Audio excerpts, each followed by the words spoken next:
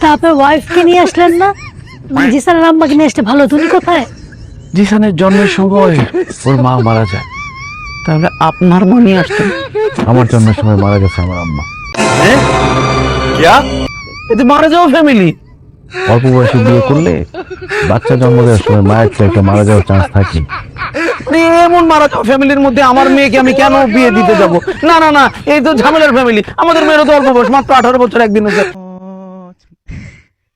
এইখানে তো আমরা আমাদের মেয়েকে বিয়ে দিতে পারি না, মারা যাবে, এই বিয়ে ক্যান্সেল। আমি রাজি না।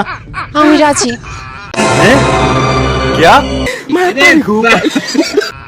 আপনি তো আমার থেকে বয়স অনেক বড়, আমি তো আপনাকে বিয়ে করবো না।